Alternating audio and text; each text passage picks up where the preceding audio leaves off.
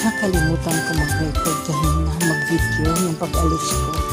Actually, umalis ako para bumili ng tinapay.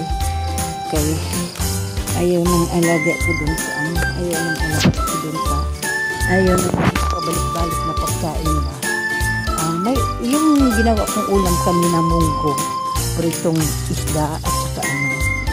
So, ito.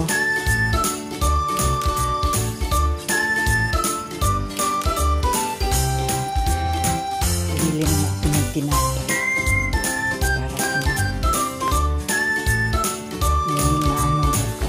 Para may makain siya ngayon. Bread from Maitis. Kasi, yun yung pinaka-gusto niyang bread. Since naglakad ako, hindi na ito ganang mainit kapag kadating doon sa bahay. Ano na ito?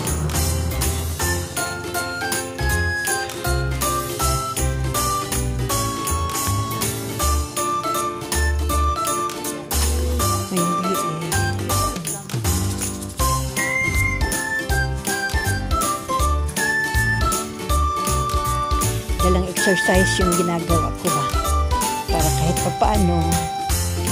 Oh, there's a butterfly there. Oh, yun yung butterfly. Nag-ano siya sa aking dress, hindi ayun, umalis na.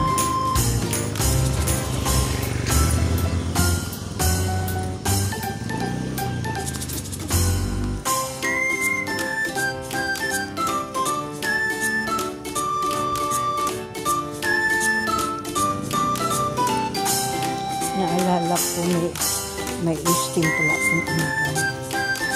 Steam ko yung isda para na makain na.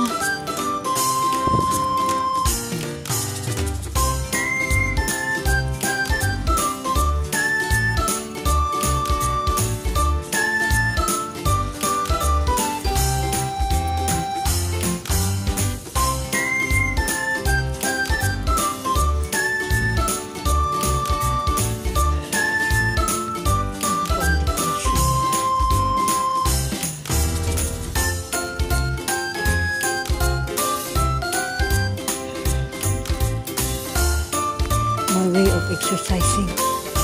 Parang ano na rin.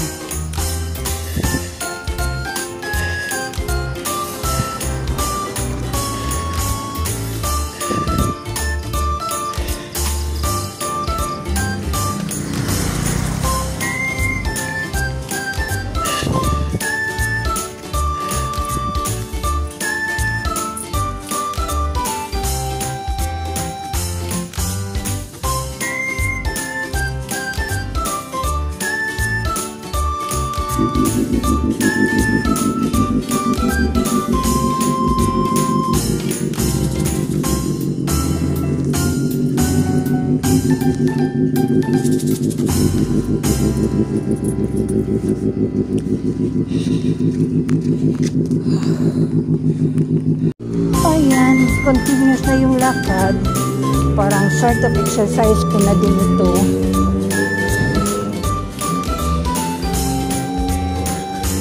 Ayan, may mga dekorasyon na sila dito. Madadaanan ko. Sa amin doon, wala pa kaming decoration. Ito ay sa kanila to. Decoration na madadaanan ko sa mga ano na to.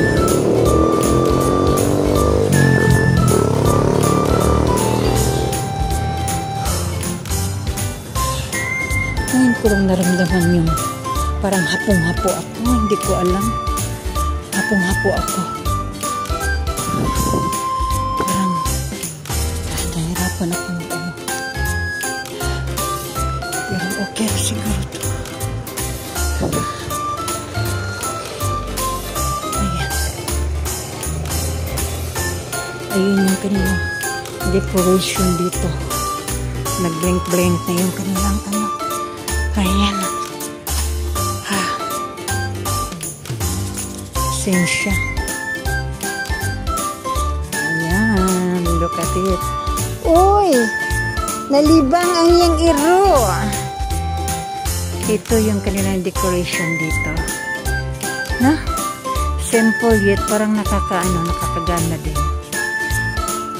Hello mga kiddos, dogi-dogi, mga cutie pot-pot. Hello. Hapon na ni mo na ko ano. Amayo noon kay walay kuan ba? Walay kadlukan. Okay, sige arisa ko. Okay, bye.